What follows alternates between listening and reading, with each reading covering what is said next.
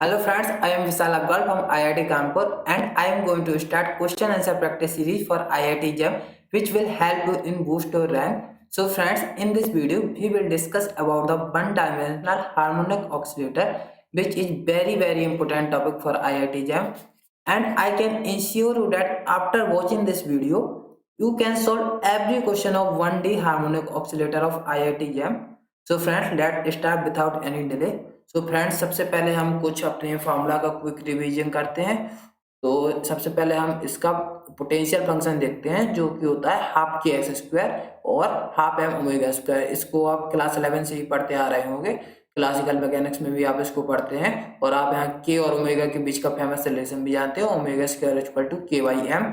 तो this is a famous relation, इसको सबको जानता होगा। अब इसमें हम एनर्जी देखते हैं कि क्वांटम मैकेनिक्स में इसकी एनर्जी की वैल्यू क्या होती है। तो इसकी एनर्जी की वैल्यू होती है ई एन बराबर n plus half h cut omega. तो this formula is very important, this formula आपको याद होना चाहिए। और यहाँ पे n होता है, n की वैल्यू होती है 0 1 2, 0 से स्टार्ट होती है। तो n की हमारी वैल्यू होती है 0 1 2 3 4 एंड सो ऑन।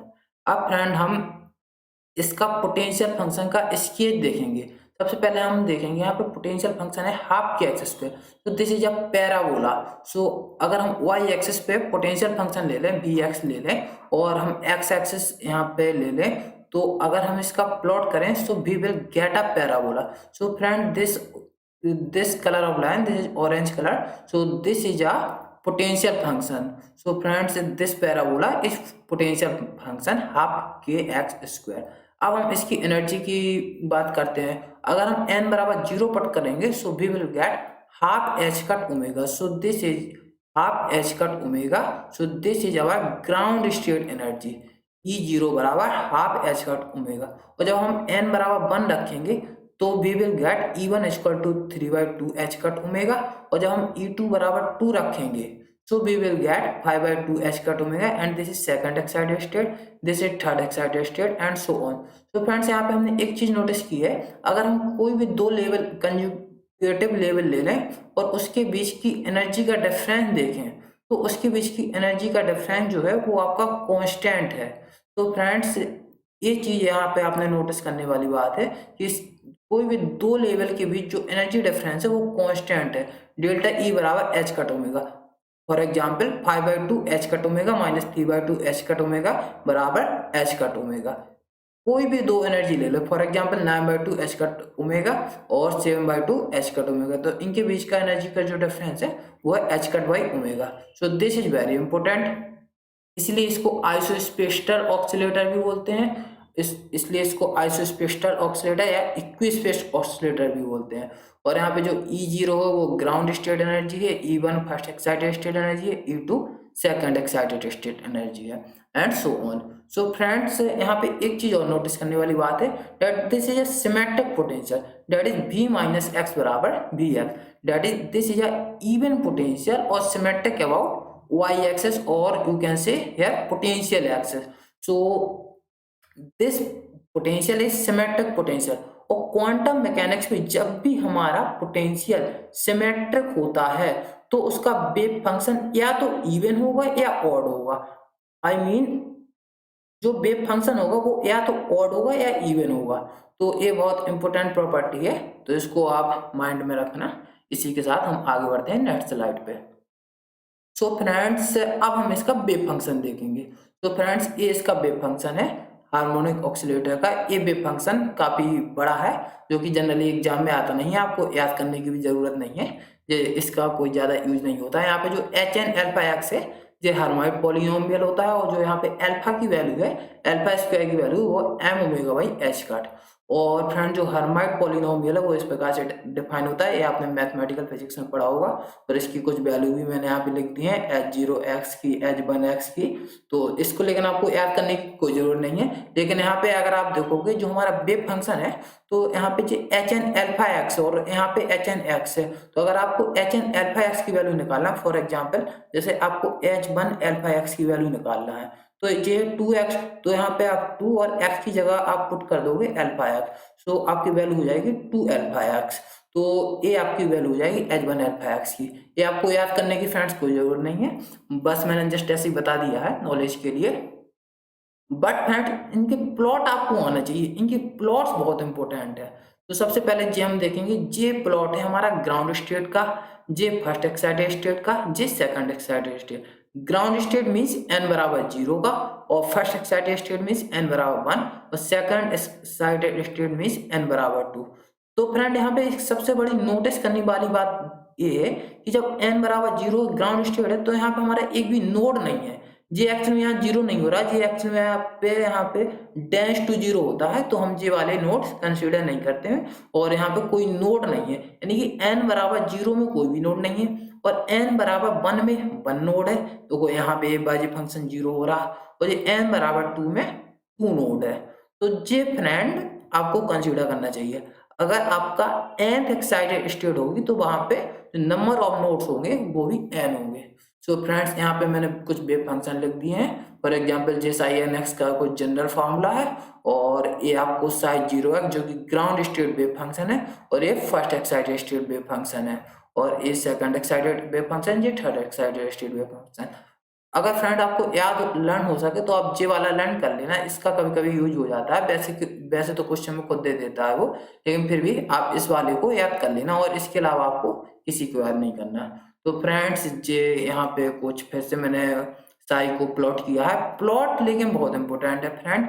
तो सबसे पहले हम ग्राउंड स्टेट का देखते हैं, तो हम ग्राउंड स्टेट का देखते हैं, इस यहाँ पे एक भी नोड नहीं है और 0 नोड है यहाँ पे। और जो अब हम फर्स्ट एक्साइटेड स्टेट पे आते हैं तो यहाँ पे 1 नोड है, तो यहाँ पे एक बार 0 हो रहा है। अब जब सेकंड एक्साइटेड स्टेट पे आते हैं तो यहाँ पे 2 नोड्स हैं, तो यहाँ पे 2 नोड्स हैं, और जब थर्ड एक्साइटेड स्टेट पे आते हैं तो यहाँ पे 3 नोड्स हैं। तो फ्रेंड ये इंपॉर्टेंट है, ये आपको इसके प्लॉट थोड़ा याद होना चाहिए, और प्लॉट आपको ऐसे याद नहीं करना, प्लॉट आपको एक्चुअली में एक ट्रिक होती है, वो अभी जब मैं क्वेश्चन सॉल्व करूंगा तो आपको समझ में आएगा कि एक्चुअली में क्या है। बस आपको इतना पता होना चाहिए कि अगर nth एक्साइटेड स्टेट है तो वहां पे नंबर ऑफ नोड भी n होंगे। अब फ्रेंड जो ए लाइन है, इस लाइन से बहुत सारे क्वेश्चन सॉल्व हो जाएंगे। टाइफर के भी 2-3 क्वेश्चन हैं जो अभी केवल इसी लाइन से सॉल्व हो जाएंगे, और जेम के भी 1-2 क्वेश्चन है जो केवल इसी लाइन से सॉल्व हो जाएंगे, अगर आपको पता है number of nodes in n state equal to n। इसकी हेल्प से आप पूरे जे इसको याद कर सकते हैं, वैसे ऐसे याद करने की जरूरत नहीं है, बस आपको इतना पता होना चाहिए number of nodes in n state equal to n। तो friend this is very very important formula. So और यहाँ पे फ्रेंड्स एक चीज और नोटिस करने की जरूरत है कि यहाँ पे जो हमारा वेव फंक्शन है, तो अगर हम ग्राउंड स्टेट वेव फंक्शन की बात करें तो ये इवन फंक्शन है, और अगर हम first excited state wave function की बात करें तो ये ऑड वेव फंक्शन है, और अगर हम फिर से सेकेंड n बराबर 2 वेव फंक्शन की बात करें तो ये भी हमारा इवन है और फिर ऑड। तो इस प्रकार से कंजुगेटिव, ये इवन, ये ऑड, ये इवन, फिर ऑड।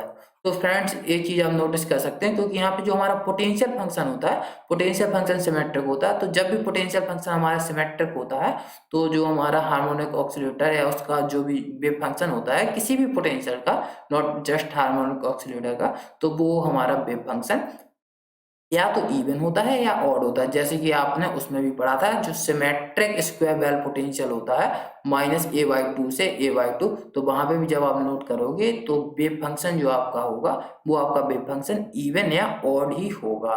तो friend this was very important thing. यहाँ पे सबसे इंपॉर्टेंट फॉर्मूला ये था number of nodes in n state बराबर n, और इसी के साथ फ्रेंड्स अब हम आगे चलते हैं। तो फ्रेंड्स सबसे पहले हम ये क्वेश्चन देखते हैं, अ particle is in state which is superposition of ground state. तो फ्रेंड सबसे पहले आप क्वेश्चन को अपने आप से पढ़िए और इसको अपने आप से सॉल्व आउट करने की कोशिश कीजिए। ये इंटीजर टाइप में क्वेश्चन आया था आईआईटी जैम 2015 में, तो इसको अपने आप सॉल्व करने की कोशिश कीजिए और वीडियो पॉज करके इसके बाद आप मेरा सॉल्यूशन देखिए। तो फ्रेंड्स आई होप अभी तक आपने ये क्वेश्चन सॉल्व कर लिया होगा। अब मैं इस क्वेश्चन को सॉल्व करता हूँ, अब आप मेरा सॉल्यूशन देखिए। तो सबसे पहले मैं क्वेश्चन को पढ़ता हूँ। A particle is in state which is superposition of ground state φ0 and first excited state φ1, और friends the state is given by, और हमको स्टेट गिवन है और हमसे पूछा what is the expectation value of energy, और हमको in units of h cut omega पूछा गया है। ये जैम 2015 का क्वेश्चन है। तो सबसे पहले हम देखते हैं कि हमको वेव फंक्शन जो गिवन है क्या ये नॉर्मलाइज है या नहीं। तो सबसे पहले हम इसको C0 φ0 प्लस C1 φ1 से कंपेयर करते हैं और देखते हैं कि ये नॉर्मलाइज है या नहीं। तो हम यहाँ से पाएंगे C0 φ0 बराबर जो आपका होगा, C0 की वैल्यू यहाँ से आप 1/√5 आ जाएगी और C1 की वैल्यू 2/√5 आ जाएगी। सबसे पहले हम C0 C1 की वैल्यू फाइंड आउट करेंगे। अब C0 का कंजुगेट भी 1/√5 हो जाएगा और C1 का कंजुगेट भी 2/√5 हो जाएगा। अब हम जब C0 का कंजुगेट का मल्टीप्लाई करेंगे तो 1/5 आएगा और जब C1 का कंजुगेट और C1 का मल्टीप्लाई करेंगे तो 4/5 आएगा और दोनों को ऐड करेंगे, so we will get 1। So our wave function is normalize. So friends, our wave function is normalize. और जब हमारा वेव फंक्शन नॉर्मलाइज होगा तो हमारा जो एक्सपेक्टेशन ऑफ ई होता है, जो एनर्जी की हमारी एक्सपेक्टेशन वैल्यू होती है, वो होता है C1 square into E0 plus C1 square into E1। फिर जो हमारी E0 होती है वो हमारी ग्राउंड स्टेट एनर्जी होती है और जो E1 होती है हमारी, वो होती है हमारी फर्स्ट एक्साइटेड स्टेट एनर्जी। तो फ्रेंड, ये हमारी एक्सपेक्टेशन वैल्यू ऑफ एनर्जी हो जाएगी, जहाँ आपकी ई नॉट की value half h cut omega हो जाएगी और ई वन की वैल्यू 3/2 एच कट ओमेगा हो जाएगी।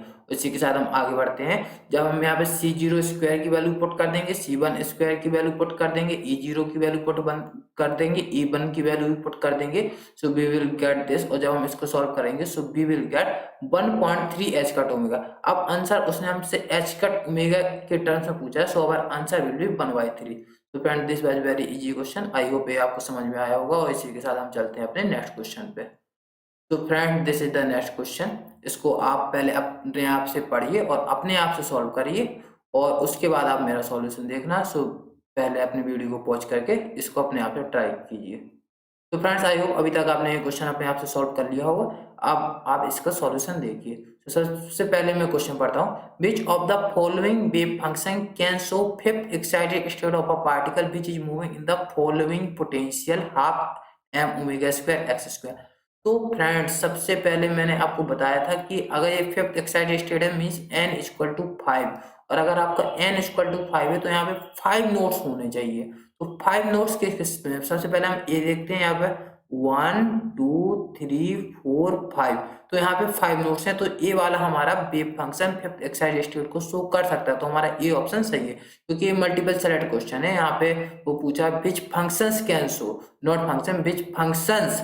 सो यहाँ पे मोर देन वन भी करेक्ट हो सकते हैं। और यहाँ पे हम जब काउंट करेंगे तो 1 2 3 4 5, तो यहाँ पे भी 5 नोट्स है, तो जे ऑप्शन भी हमारा सही हो सकता है। और यहाँ पे 5 नोट से ज्यादा है तो जे ऑप्शन हमारा गलत हो जाएगा। यहाँ पे जब हम काउंट करेंगे तो 1 2 3 4 5, तो यहाँ पे भी 5 से ज्यादा है तो जे ऑप्शन भी हमारा गलत हो जाएगा।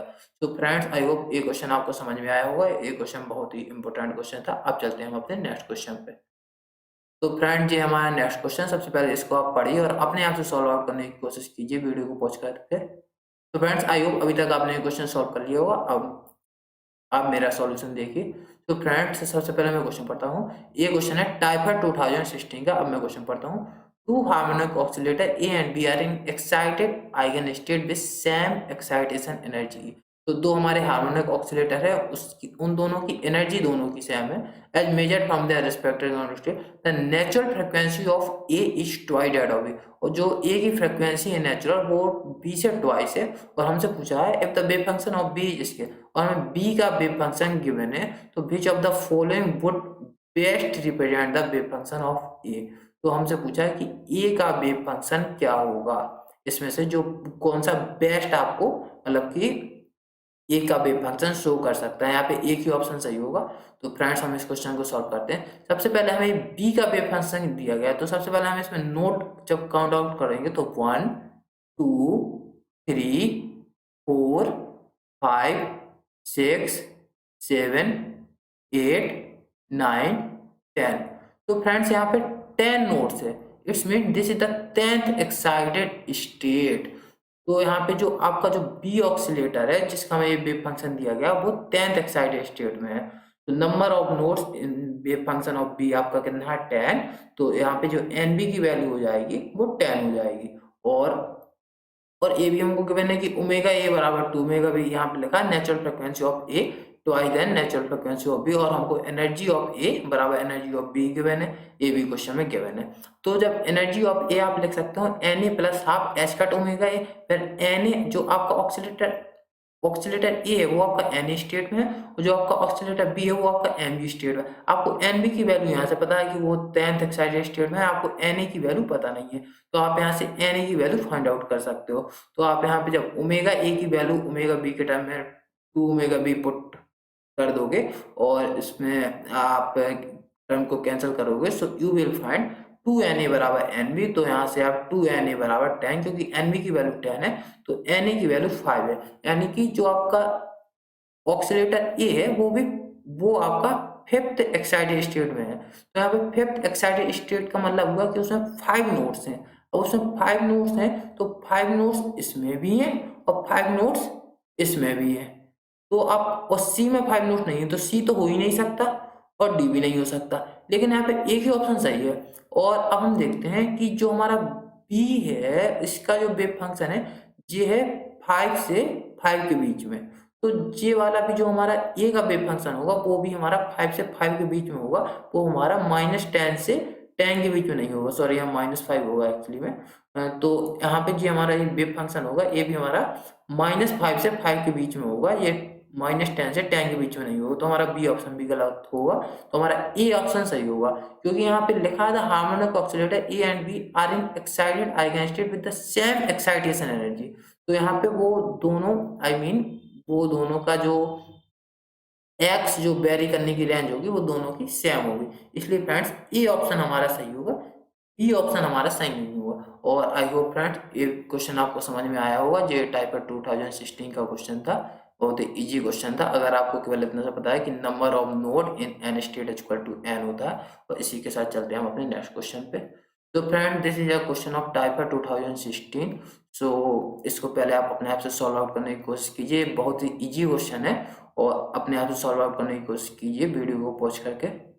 तो फ्रेंड्स आई होप अभी तक आपने क्वेश्चन सॉल्व कर लिया होगा। अब मैं इस क्वेश्चन को सॉल्व करता हूँ, अगर आपसे नहीं बनाया तो कोई प्रॉब्लम नहीं है, आप मेरे सॉल्यूशन को देखिए, उसको समझ लीजिए, उसके बाद आपसे बनना चाहिए। तो फ्रेंड्स सबसे पहले मैं क्वेश्चन पढ़ता हूँ। A particle is confined inside a one dimensional potential well Vx as shown below, one of the possible probability distribution psi x square for an energy eigenstate for the particle है। तो friends सबसे पहले हमको एक potential given है Vx, ये हमारा harmonic oscillator नहीं है, कोई और भी कोई आर्बिट्री पोटेंशियल है। This is not the question of harmonic oscillator, बस मैंने यहाँ पे क्वेश्चन बस पुट कर दिया। तो यहाँ पे हमको ये पोटेंशियल दिया गया है, तो ये हमको इस फॉर्म में पोटेंशियल दिया गया, तो वो हमसे पूछ रहा है one of the possible probability distribution psi x square for an energy eigen state for this particle. तो इस पार्टिकल के लिए साई एक्स के स्क्वायर का आपको प्लॉट करना है, तो ये साई एक्स स्क्वायर और एक्स के बीच का आपका प्लॉट किया है। आपके 4 ऑप्शन आपको गिवन है, आपको बताना है कि इन 4 ऑप्शन में से बेस्ट प्लॉट कौन सा है जो आपका शो कर सकता है। तो सबसे पहले फ्रेंड्स हम पोटेंशियल से एक चीज फाइंड आउट कर सकते हैं कि जो हमारा पोटेंशियल है सिमेट्रिक पोटेंशियल नहीं है। सिमेट्रिक पोटेंशियल क्या होता है? सिमेट्रिक पोटेंशियल होता है v माइनस एक्स बराबर बी है, लेकिन यहाँ आप नोटिस करोगे ये हमारा सिमेट्रिक पोटेंशियल नहीं है, तो हमारा जो वेव फंक्शन होगा वो वेव फंक्शन हमारा ना ही इवन होगा ना ही ऑड होगा। तो सबसे पहले हम ये एक ऑप्शन देखते हैं जिसमें ये वेव फंक्शन हमारा इवन है और ये हमारा जो एक्चुअली में वेव फंक्शन है ये ऑड है। एक्चुअली ये वेव फंक्शन नहीं है, ये एक्चुअली वेव फंक्शन का स्क्वायर, इसमें ये प्रोबेबिलिटी को डिनोट कर रहा है। तो फ्रेंड्स सबसे पहली बात तो ये साई एक्स स्क्वायर कभी नेगेटिव हो ही नहीं सकता, तो सी ऑप्शन तो आपका वैसे ही गलत है। और जो बी ऑप्शन आपका इसलिए गलत हो जाएगा क्योंकि जो साई एक्स स्क्वायर होगा वैसे ही साई एक्स का ही प्लॉट होगा, तो साई एक्स भी इसका मतलब इवन होगा, लेकिन इवन साई एक्स हो नहीं सकता क्योंकि यहाँ पे हमारा पोटेंशियल इवन नहीं है। अब बचा हमारा ए ऑप्शन और B option, sorry D option. तो हम ए ऑप्शन और डी ऑप्शन में देखेंगे। तो फ्रेंड्स हम पहले ए वाला पॉइंट कंसीडर करेंगे। यहाँ पे क्या है, पोटेंशियल एनर्जी यहाँ पे कम है और यहाँ पे पोटेंशियल एनर्जी ज़्यादा है, यानी यहाँ पे पोटेंशियल एनर्जी कम है तो यहाँ पे पोटेंशियल एनर्जी ज़्यादा होगी, क्योंकि आपकी एनर्जी तो कांस्टेंट होगी, तो एनर्जी आपकी जो होगी वो होगी kinetic energy plus potential energy. तो यहाँ पे जब पोटेंशियल एनर्जी आपकी कांस्टेंट होगी और जब यहाँ पे आपकी पोटेंशियल एनर्जी कम है तो यहाँ पे ऑब्वियसली सी बात है यहाँ पे काइनेटिक एनर्जी यहाँ पे ज़्यादा होगी, लेकिन यहाँ जो काइनेटिक एनर्जी है वो कम होगी। और फ्रेंड हम जानते हैं जो काइनेटिक एनर्जी होता है इसका ऑपरेटर होता है minus h cut square by 2m del square by del x square, जो होता है 1 डायमेंशन में, और ये जो 3 डायमेंशन में होता है वो होता है minus h cut square by 2m Laplacian का स्क्वायर, लैप्लासियन। तो फ्रेंड्स ये आप जानते होंगे। तो del square by del x square basically क्या डिनोट करता है, ये है एक्चुअली में सेकंड डेरिवेटिव, और सेकंड डेरिवेटिव क्या डिनोट करता है, सेकंड डेरिवेटिव डिनोट करता है आपके कर्वेचर को। तो फ्रेंड यहाँ पे जहाँ पे ज़्यादा काइनेटिक एनर्जी वहाँ पे ज़्यादा कर्वेचर होगा। तो फ्रेंड्स इस पॉइंट को आपको बहुत अच्छे से याद रखना है, बहुत इंपॉर्टेंट पॉइंट है। जहाँ ज़्यादा काइनेटिक एनर्जी वहाँ पे आपका ज़्यादा कर्वेचर होगा। तो हम यहाँ पे काइनेटिक एनर्जी ज़्यादा है तो यहाँ पे कर्वेचर आपका ज़्यादा होगा, यानी कि जो ये पॉइंट है आपका, यहाँ पे कर्वेचर ज़्यादा होगा इसके कंपेयर में, जो कि यहाँ पे है भी। अगर यहाँ पे आप देखोगे तो सर्कल ऐसे बन जाएगा, लेकिन यहाँ पे थोड़ा ऐसे बनेगा, तो यहाँ पे कर्वेचर ज़्यादा है। तो आपका और आपका जो डी ऑप्शन है, डी ऑप्शन में क्या है कि यहाँ पे कर्वेचर ज़्यादा है लेकिन यहाँ पे कर्वेचर कम है। तो आपका ए ऑप्शन सही हो जाएगा, डी ऑप्शन गलत हो जाएगा। तो फ्रेंड्स ये आपका बहुत ही अच्छा क्वेश्चन था। तो सबसे पहले हम देखते हैं यहाँ पे जो काइनेटिक एनर्जी है, जो kinetic energy of the particle है वो curvature of the Sai x के मतलब कि प्रोपोर्शनल होती है। तो यहाँ से आपका ए ऑप्शन सही हो जाएगा। होप आपको ये क्वेश्चन समझ में आ गया होगा। और फ्रेंड ये क्वेश्चन नोटिस करने की बात है, ये आया था टाइफा 2016 में, और टाइफा 2017 में भी बिल्कुल फिर सेम क्वेश्चन आया, बिल्कुल नाम मात्र का ही चेंज है। तो सब अब हम टाइफा 2017 का क्वेश्चन करते हैं। आई होप कि अब आप ये वाला क्वेश्चन जरूर सॉल्व आउट कर लोगे। तो अगर आपको प्रीवियस क्वेश्चन समझ में आया है तो आप इस क्वेश्चन को सॉल्व करिए। आई होप आपने ये क्वेश्चन आप सॉल्व कर लिया होगा। तो अब आप मेरे सॉल्यूशन को देखिए। तो सबसे पहले मैं क्वेश्चन को पढ़ता हूँ। Consider the 1D asymmetric double bell potential BS as state below. इसको यहाँ पे भी आपको BS का स्केच बिलो गया। The probability density PX of a particle in ground state of the potential is, यहाँ पे भी आपको प्रोबेबिलिटी डेंसिटी। तो प्रोबेबिलिटी डिस्ट्रीब्यूशन बेसिकली क्या होता है, प्रोबेबिलिटी डिस्ट्रीब्यूशन होता है बेसिकली साई स्टार साई, यानी कि साई स्क्वायर। तो बेसिकली वहां पे भी साई स्क्वायर था। अगर आप उस क्वेश्चन में जाओगे, तो यहाँ पे भी जो साई एक्स का स्क्वायर था, ये भी प्रोबेबिलिटी डिस्ट्रीब्यूशन है, और ये भी आपका प्रोबेबिलिटी डिस्ट्रीब्यूशन ही है PX। इसको बेसिकली आप साई एक्स का स्क्वायर ही लिख सकते हो, क्योंकि यही होता है एक्चुअली में। तो अब इस क्वेश्चन को हम सॉल्व करते हैं। तो इस क्वेश्चन में क्या है, सबसे पहले यहाँ पे जो आपका पोटेंशियल है वो ना ही इवन है ना ही ऑड है। तो जब आपका पोटेंशियल जो है वो सिमेट्रिक नहीं है यहाँ पे पोटेंशियल, तो आपका जो वेव फंक्शन है ना ही वो इवन होगा और ना ही वो ऑड होगा। तो आपका डी ऑप्शन में आपको इवन दिया गया है, तो डी ऑप्शन तो आपका होगा ही नहीं। अब ए ऑप्शन में भी आपका जो वेव फंक्शन है वो इवन दिया गया है, तो ए ऑप्शन भी आपका नहीं होगा। अब बचा आपका बी और सी ऑप्शन। तो हम फिर से देखते हैं, यहाँ पे क्या है, पोटेंशियल एनर्जी कम है तो यहाँ पे काइनेटिक एनर्जी ज्यादा होगी इस पॉइंट पे। अब जब इस पॉइंट पे काइनेटिक एनर्जी ज्यादा होगी, क्योंकि जो आपकी टोटल एनर्जी होती है वो होती है T+B, तो यहाँ पे जब पोटेंशियल एनर्जी कम है और टोटली तो कांस्टेंट रहेगी, तो आपके यहाँ पे काइनेटिक एनर्जी इस पॉइंट पे ज्यादा हो जाएगी। तो इस पॉइंट पे आपका कर्वेचर ज्यादा होगा और इस पॉइंट पे आपका कर्वेचर कम होगा। तो अब हमारे पास बी और सी ऑप्शन है। तो यहाँ पे हम फिर से देखेंगे कि कहाँ पे कर्वेचर कम या ज्यादा है। सो वी विल गेट कि यहाँ पे हमारा कर्वेचर ज्यादा है, यहाँ पे हमारा कर्वेचर ज़्यादा है इन कंपेयर टू दिस, और यहाँ पे हमारा कर्वेचर कम है इन कंपेयर टू दिस। सो हमारा बी ऑप्शन गलत हो जाएगा और सी ऑप्शन हमारा सही हो जाएगा। तो यहाँ पे भी वही है, जो kinetic energy of the particle होती है वो कर्वेचर ऑफ साई एक्स के प्रोपोर्शनल होती है। इसी के साथ हम नेक्स्ट क्वेश्चन पे देखते हैं। Find the energy of the second excited state of a particle of mass m moving in 1D potential। और आपको पोटेंशियल फंक्शन ए गिवन है half m omega square x square, जब आपका x ग्रेटर देन 0 और infinity जब आपका x less than 0। तो friend जो x ग्रेटर देन 0 है, यहाँ पे तो आपका जो पोटेंशियल है ये बेसिकली हार्मोनिक ऑक्सीलेटर का ही पोटेंशियल है। तो अगर फ्रेंड्स हम इसका पोटेंशियल फंक्शन ड्रा करें तो देखते हैं कैसे होगा। सपोज करिए ये आपका x एक्सिस है, तो यहाँ से तो आपका ये हार्मोनिक ऑक्सीलेटर का ही पोटेंशियल है, बट x लेस देन 0 में ये आपका इंफिनिटी पोटेंशियल है, मीन्स ये ऐसे आपका इंफिनिटी पोटेंशियल है। तो फ्रेंड्स ये आपका क्या है, पोटेंशियल फंक्शन है, ये आपका क्या है, पोटेंशियल फंक्शन है। तो फ्रेंड्स सिंस यहाँ पे जब आपका पोटेंशियल इंफिनिटी है तो यहाँ पे पार्टिकल तो हो ही नहीं सकता, क्योंकि यहाँ पे पोटेंशियल इंफिनिटी है तो यहाँ पे पार्टिकल नहीं हो सकता, और यहाँ पे पार्टिकल नहीं हो सकता तो यहाँ पे वेव फंक्शन 0 होगा। क्योंकि यहाँ पे पोटेंशियल इन्फिनाइट है, और जब पोटेंशियल इन्फिनाइट है तो पार्टिकल यहाँ पे हो ही नहीं सकता, इसलिए यहाँ पे जो हमारा वेव फंक्शन है ये जीरो होगा।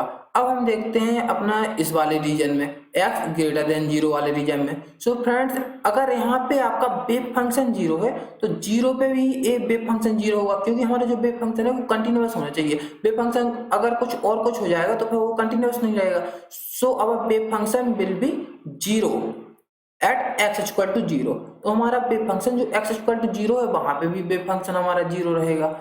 तो फ्रेंड्स, अब हम देखते हैं अगर ये हमारा हार्मोनिक ऑक्सीलेटर का पोटेंशियल होता एक्स एवरीवेयर, आई मीन अगर आपका पोटेंशियल फंक्शन होता वी एक्स बराबर half m omega square x square everywhere, तो आपका जो वेव फंक्शन होता हार्मोनिक ऑक्सीलेटर के वो इस टाइप से आते। जो आपका ग्राउंड स्टेट होगा, जो आपका फर्स्ट एक्साइटेड स्टेट, जो आपका सेकंड एक्साइटेड स्टेट, जो आपका थर्ड एक्साइटेड स्टेट। तो फ्रेंड्स, जब हम ग्राउंड स्टेट देखते हैं तो ग्राउंड स्टेट में जो एक्स बराबर जीरो पे है वो फंक्शन वो जीरो नहीं है, तो इस पोटेंशियल के लिए ये वाला जो वेव फंक्शन है जी नहीं होगा। लेकिन अगर आप फर्स्ट एक्साइटेड स्टेट देखोगे तो यहाँ पे एक्स बराबर जीरो पे आपका जो वेव फंक्शन है की वैल्यू है वो भी जीरो है, तो ये वाला हो सकता है। सिमिलरली जब आप ए वाला देखोगे तो एक्स बराबर जीरो पे, तो ए वाला आपका यहाँ पे मतलब कि यहाँ पे आपका ये जीरो नहीं है, तो जे वाला वेव फंक्शन नहीं हो सकता। लेकिन जब आप फिर से नेक्स्ट देखोगे तो यहाँ पे आप यू विल गेट जीरो, तो जे वाला भी आपका हो सकता है, तो साई 3x भी हो सकता है। सो भी नोटिस कि हमारा जो ग्राउंड स्टेट वेव फंक्शन है वो नहीं होगा, फिर फर्स्ट एक्साइटेड होगा, सेकंड एक्साइटेड नहीं होगा, और थर्ड एक्साइटेड फिर होगा।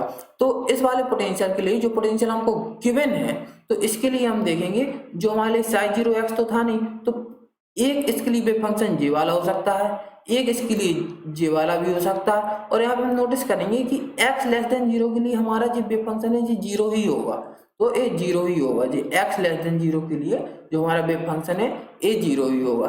तो हमारा ये जो पोटेंशियल गिवन है, इस पोटेंशियल के करस्पॉन्डिंग जो वेव फंक्शन है ये हमारे जे वाले हो जाएंगे, ए वाले हो जाएंगे। तो इसमें अगर हम इसको इसमें कन्वर्ट करें तो इससे हम जो इवन नंबर वाले हैं वो डिलीट कर देते हैं। अगर हम मीन्स n की जगह अगर हम 2n प्लस 1 पुट कर दें, अगर हम n की जगह पे यहाँ पे n की जगह पे 2n प्लस 1 पुट कर दें तो हमारे ए वाले वेव फंक्शन आ जाएंगे। इसका मीन्स क्या है, इसका मीन्स अभी आपको समझ में आएगा जस्ट एक मिनट में। देखो, सबसे पहले जो एनर्जी होती है हार्मोनिक ऑक्सीलेटर की वो आपको पता है कि n plus half h cut omega होती है। अब अगर आप n की जगह पे 2n प्लस 1 पुट कर दोगे, n की जगह पे अगर आप 2n प्लस 1 पुट कर दोगे, so you will get this.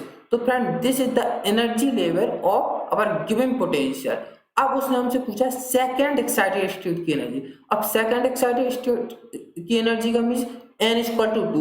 So friend, we put n is equal to 2 in this formula. So we will get this. और जब हम इसको सॉल्व करेंगे so we will get 11/2 h cut omega. तो friends, अब हम देखते हैं हमारा कौन सा ऑप्शन मैच करता है। तो हमारा 11/2 h कट ओमेगा है, तो हमारा ए ऑप्शन सही हो गया। अब क्वेश्चन है कि आपने n की जगह पर 2n प्लस 1 क्यों रखा, क्योंकि अगर हम यहाँ पे सबसे पहले अगर हम इसकी एक्चुअली में जे इसकी कौन सी एक्साइटेड स्टेट है इस वाले पोटेंशियल की, इस पोटेंशियल की तो जे ग्राउंड स्टेट है, जे साई 0 है इस पोटेंशियल के लिए, जे इसका साई 1 है।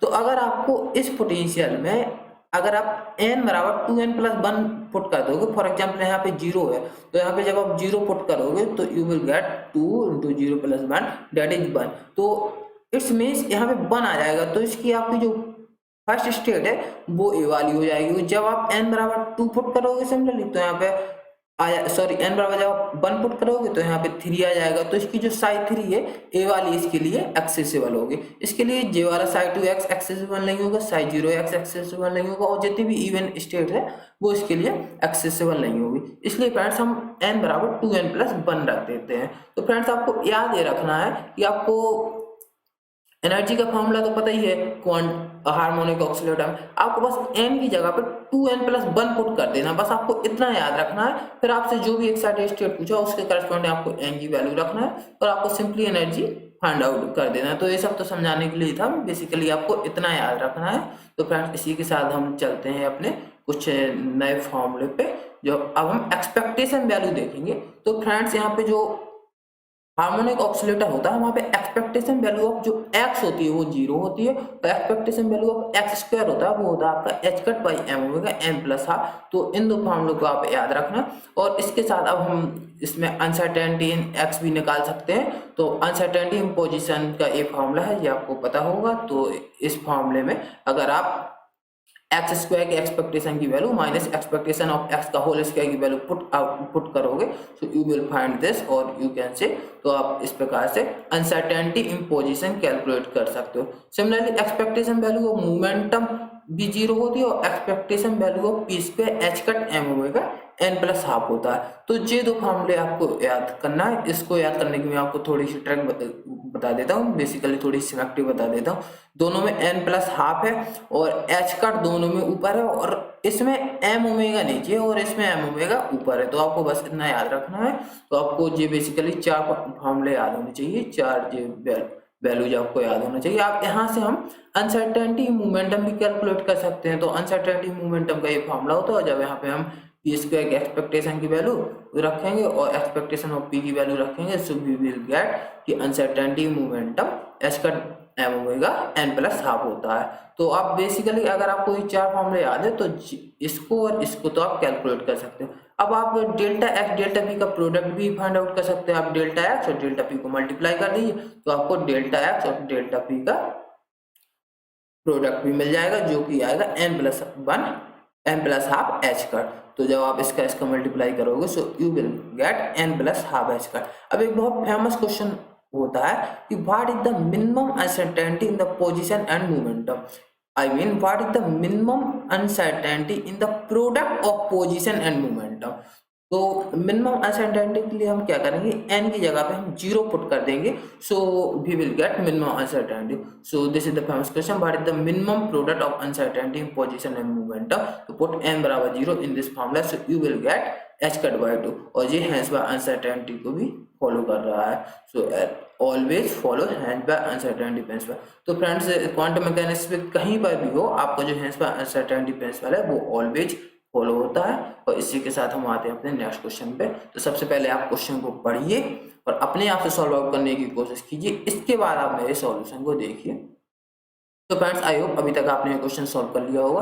अब मैं इस क्वेश्चन को पढ़ता हूँ, आप मेरे सॉल्यूशन को देखिए। आपने पूछा uncertainty in position to ground state of the harmonic oscillator. तो आपको पता है कि एक्सपेक्टेशन ऑफ एक्स 0 होता है और expectation of x square h cut by m omega n plus half होता है। और आपसे पूछा है अनसर्टेनिटी इन पोजीशन, तो अनसर्टेनिटी का फॉर्मूला होता है डेल्टा एक्स बराबर बेसिकली ये होता है एक्स स्क्वायर का expectation minus expectation of x का होल स्क्वायर। तो जब आप इसमें ये वैल्यू पुट आउट करोगे, so you will get this. अब वो पूछ रहा है uncertainty in position in ground state मतलब कि n बराबर 0, तो यहाँ पे आप n की वैल्यू 0 पुट कर दोगे, तो you will get square root of h cut by 2m होगा। तो हमारा कौन सा ऑप्शन सही हो जाएगा, तो हमारा बी ऑप्शन सही हो जाएगा। तो फ्रेंड्स, इसी के साथ हम चलते हैं नेक्स्ट क्वेश्चन पे। तो ये आप नेक्स्ट क्वेश्चन है, इसको पहले आप अपने आप से पढ़िए, अपने आप से सॉल्व आउट करने की कोशिश कीजिए, इसके बाद आप मेरे सॉल्यूशन को देखिए। तो फ्रेंड्स, आई होप अभी तक आपने ये क्वेश्चन सॉल्व कर लिया होगा। अब आप मेरे सॉल्यूशन को देखिए। An electron is confined in the ground state of the बंडी हार्मोनिक ऑक्सीलेटर। तो एक इलेक्ट्रॉन है जो आपकी बेसिकली एक इलेक्ट्रॉन है जो आपकी ग्राउंड स्टेट में है, और वहां पे जो डेल्टा एक्स है आपको दिया गया है 10 की पावर -10 मीटर। आपसे पूछा find the energy in electron volt required to excite it to first excited. आप इसको कितनी एनर्जी दे दें कि ये फर्स्ट एक्साइटेड स्टेट में पहुंच जाए। तो आप जानते हैं ग्राउंड स्टेट के करस्पॉन्डिंग जो एनर्जी होती है वो होती है हाफ एच कट ओमेगा, और जो फर्स्ट एक्साइटेड स्टेट के करस्पॉन्डिंग जो एनर्जी होती है वो होती है 3/2 एच कट ओमेगा। तो आप इसको कितनी एनर्जी दे दें, आई मीन इसके एनर्जी डिफरेंस के बराबर, that is H 3/2 h cut omega minus half h cut omega, that is H cut omega energy. अगर आप इसको दे दें तो ये फर्स्ट एक्साइटेड स्टेट में पहुंच जाएगा। तो फ्रेंड्स, इसको पहले मैं थोड़ा सा इरेज कर लेता हूँ और फिर आप समझ पाओगे बेटर। तो energy required to excite to its first excited state is equal to energy of first excited state minus energy of ground state. तो energy of first excited state आपकी 3/2 एच कट ओमेगा है, और जो आपकी energy of ground state है वो आपकी half h cut omega है। तो इट्स मीन्स आपको एच कट ओमेगा एनर्जी चाहिए। अब आपको क्या ओमेगा की वैल्यू फाइंड आउट करना है। आपको ओमेगा की वैल्यू आपको पता नहीं है, लेकिन हमको डेल्टा एक्स गिवन है, तो हम डेल्टा एक्स का फॉर्मूला रख देंगे सिंस डेल्टा एक्स बराबर होता है आपका expectation of x square minus expectation of x का होल स्क्वायर, तो एक्सपेक्टेशन एक्स जीरो होता है और एक्सपेक्टेशन ऑफ एक्स स्क्वायर होता है h cut by m omega n plus half. तो सबसे पहले वो हमारा ग्राउंड स्टेट में था, तो हम यहाँ पे n बराबर 0 पुट कर देंगे, so we will get delta x बराबर square root of h cut by 2 m omega, और ये आपको गिवन है 10 power minus 10 metre. So friends इसको हम रीअरेंज कर देंगे, so you will get this, और यहाँ से हम ओमेगा की वैल्यू फाइंड आउट कर सकते हैं जो कि आएगी H cut by 2m into 10 power minus 20, और यहाँ पे m क्या है, मास ऑफ इलेक्ट्रॉन है, क्योंकि यहाँ पे हम इलेक्ट्रॉन की बात कर रहे हैं। और अब हम ओमेगा की वैल्यू पुट कर देंगे इस रिलेशन में, तो we will get our required energy.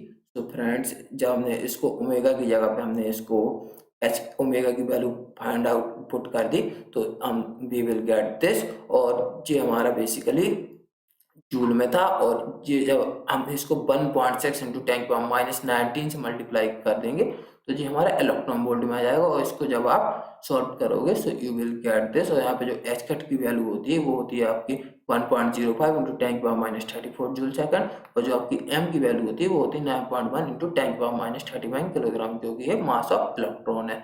तो फ्रेंड्स आई होप आपको ये क्वेश्चन समझ में आया होगा। अब इसी के साथ हम मूव करते हैं अपने न्यू कॉन्सेप्ट पे। सो फ्रेंड्स यहाँ पे हम देखते हैं क्लासिकली फॉरबिडन रीजन। हमारा क्लासिकली फॉरबिडन रीजन क्या होता है? So a region is called classically forbidden region if particle can not be find in that region. तो एक रीजन, ऐसा कोई रीजन जहाँ पे हमारा पार्टिकल क्लासिकली फाइंड आउट नहीं हो सकता, उसे हम क्लासिकली फॉरबिडन रीजन कहते हैं। तो वहां पे basically kinetic energy less than zero होगी, क्योंकि सिंस काइनेटिक एनर्जी होती है हाफ एम बी स्क्वायर, तो काइनेटिक एनर्जी कभी नेगेटिव हो ही नहीं सकती, और जब काइनेटिक एनर्जी जहां कहीं नेगेटिव नहीं हो सकती तो काइनेटिक एनर्जी कभी नेगेटिव होगी नहीं, तो उस रीजन में हमारा जो पार्टिकल है वो फाइंड आउट नहीं हो सकता क्लासिकली, इसलिए हम उसे क्लासिकली फॉरबिडन रीजन कहते हैं। तो अगर आपको फाइंड आउट करना है कि कौन सा है क्लासिकली फॉरबिडन रीजन, तो आप देखिए जहां पे kinetic energy less than zero आ रही है तो वो आपका क्लासिकली फॉरबिडन रीजन होगा।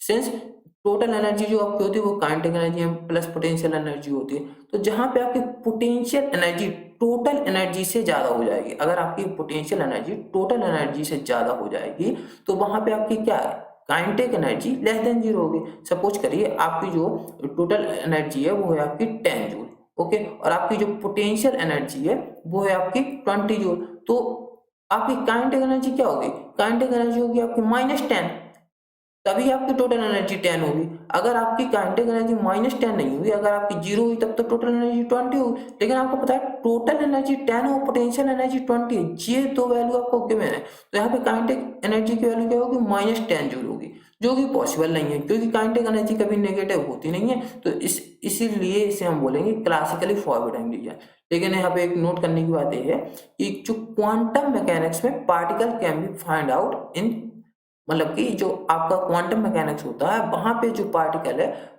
Can be find out in classically forbidden region, means quantum mechanically particle वहां पे फाइंड आउट हो सकता है लेकिन क्लासिकली वहां पे नहीं हो सकता है। अब हम देखेंगे टर्निंग पॉइंट की definition. So classical turning point is a point at with the system kinetic energy is zero. तो टर्निंग पॉइंट किसे कहते हैं, टर्निंग पॉइंट हम कहते हैं जहाँ पे हमारी जो काइनेटिक एनर्जी की वैल्यू है वो आपकी जीरो हो। तो जब काइनेटिक एनर्जी की वैल्यू जीरो होती है तो आपकी जो टोटल एनर्जी होती है वो होती है kinetic energy plus potential energy, तो उस पॉइंट पे आपकी total energy equal to potential energy हो जाएगी।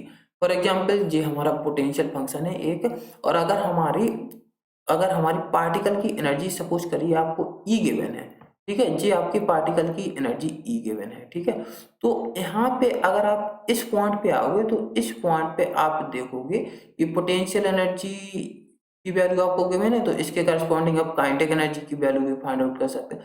लेकिन अगर आप इस पॉइंट पे आ गए तो इस पॉइंट पे आपकी क्या पोटेंशियल एनर्जी, इस पॉइंट पे पोटेंशियल एनर्जी आपकी ग्रेटर देन हो जाएगी ई से।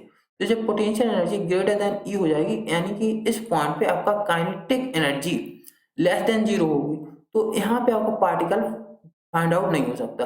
तो जो ए वाला रीजन है ये बेसिकली क्लासिकली फॉरबिडन रीजन हो जाएगा और ए वाला भी क्लासिकली फॉरबिडन रीजन हो जाएगा। सिमिलरली हम यहाँ पे देखते हैं जो हमको हार्मोनिक ऑक्सीलेटर का पोटेंशियल फंक्शन गिवन है, अगर हमारा कोई पार्टिकल है और उसकी एनर्जी हमारी इस प्रकार से ई आपको गिवन है, ठीक है। तो अगर आपको ई गिवन है तो क्लासिकली आपका जो पार्टिकल है ये यहाँ पे फाइंड आउट नहीं हो सकता। यहाँ पे इसलिए फाइंड आउट नहीं हो सकता, सपोज करिए आप यहाँ पे ई की वैल्यू है 10 जूल और यहाँ पे आपका जो पोटेंशियल एनर्जी यहाँ पे पार्टिकल की हो जाएगी वो हो जाएगी सपोज करिए 12 जूल।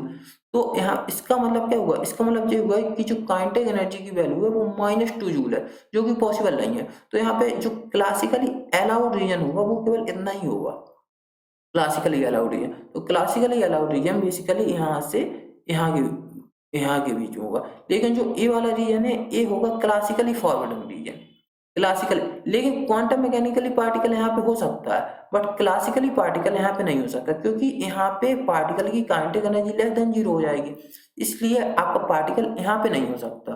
तो इसी के साथ अब हम आगे बढ़ते हैं। सबसे पहले हम एक क्वेश्चन देखते हैं जैम 2019 का। तो फ्रेंड्स इस क्वेश्चन को सबसे पहले आप अपने आप से सॉल्व आउट करने की कोशिश कीजिए और अगर आपसे सॉल्व हो जाता है तो अच्छी बात। सो फ्रेंड्स आई होप अभी तक आपने ये क्वेश्चन सॉल्व कर लिया होगा। अब आप मेरे सॉल्यूशन देखिए। तो सबसे पहले हम क्वेश्चन पढ़ते हैं। A classical particle has total energy E, the plot of the potential energy as a function of distance r from the. तो आपको पोटेंशियल एनर्जी और जो आर के बीच का जो ग्राफ है जी आपको गिवन है। यहाँ पे हमारा जो आर है, यहाँ पे आपकी पोटेंशियल एनर्जी 0 है और यहाँ पे ये ई है और जो पार्टिकल की एनर्जी है वो ई है।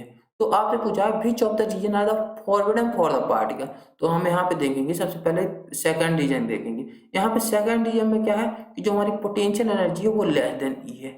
तो यहाँ पे हमारा जी क्लासिकली अलाउड है और यहाँ पे हम देखेंगे कि जो पोटेंशियल एनर्जी है वो आपकी ग्रेटर देन ई है। इसका मतलब यहाँ पे काइनेटिक एनर्जी लेस देन 0। तो ये क्लासिकली फॉरवर्ड रीजन है।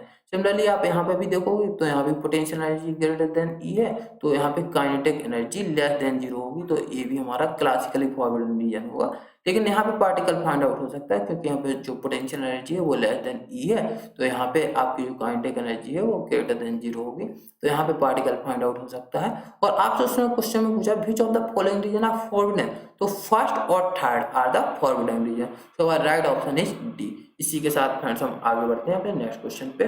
So friends if the particle will be in fourth region or first region or third region then particle kinetic energy will be less than 0 which is not practically possible।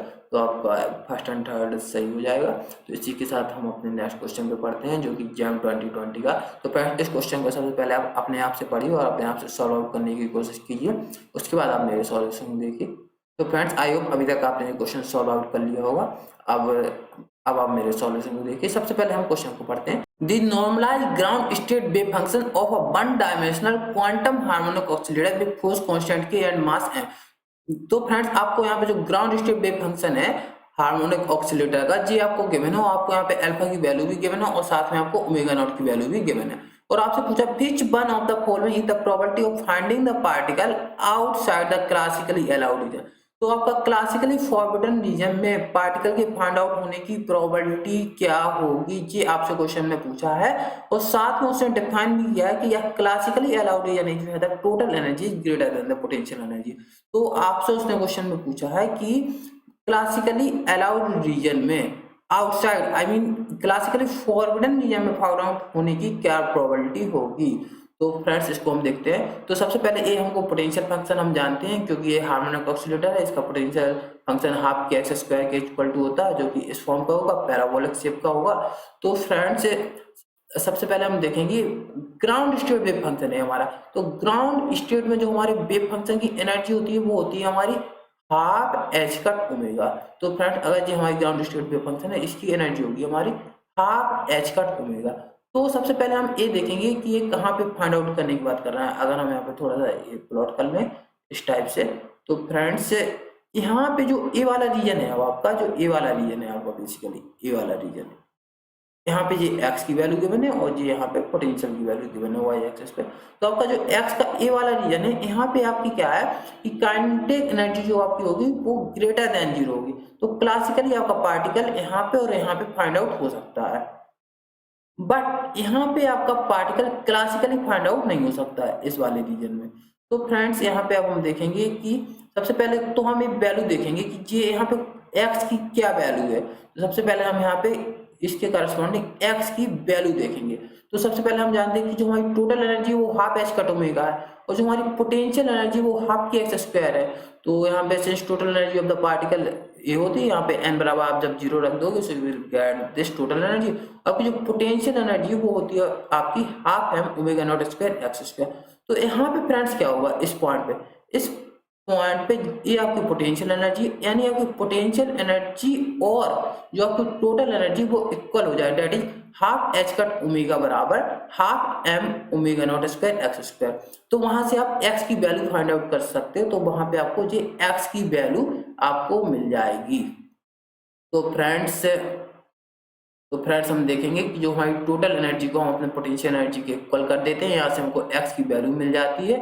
तो x की value हमारी यहाँ से निकल के आती है plus minus square root of h cut by m omega naught, जिसको हम प्लस माइनस 1 बाई अल्फा भी लिख सकते हैं क्योंकि अल्फा की value m omega naught by h cut है।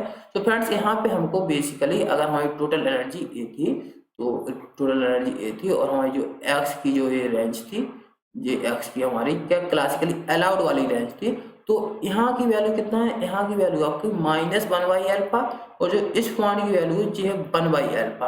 और आपसे पूछा है कि व्हाट इज द प्रोबेबिलिटी इस रीजन में प्लस इस रीजन में प्रोबेबिलिटी फाइंड आउट करने की क्या आपकी प्रोबेबिलिटी होगी। तो यहाँ पे अगर आप माइनस इंफिनिटी कंसिडर कर ले और यहाँ पे प्लस इंफिनिटी कंसिडर कर ले, तो आपकी प्रोबेबिलिटी जो होगी, आपकी प्रोबेबिलिटी होगी साई स्टार साई का जो आप इंटीग्रेशन करोगे कहाँ से कहाँ तक, माइनस इंफिनिटी से -1 बाई अल्फा तक और square root of 1 by alpha से इंफिनिटी तक। और जब इन दोनों का आप सम कर दोगे so you will get the total probability. और आप सिमेट्री से देख सकते हो कि इन दोनों इंटीग्रेशन की वैल्यू आपस में इक्वल होगी, क्योंकि यहाँ पे भी सिमेट्रिक है, यहाँ पे भी सिमेट्रिक है, तो इन दोनों की वैल्यू आपस में इक्वल होगी। So you can write the probability, आप इसके जगह पे इसको पुट कर देते हैं, सो यू विल गेट कि आपकी जो प्रोबेबिलिटी होगी वो 2 टाइम्स ऑफ दिस हो जाएगी, क्योंकि ये और ए आपस में इक्वल है। सो आपकी प्रोबेबिलिटी ये हो जाएगी।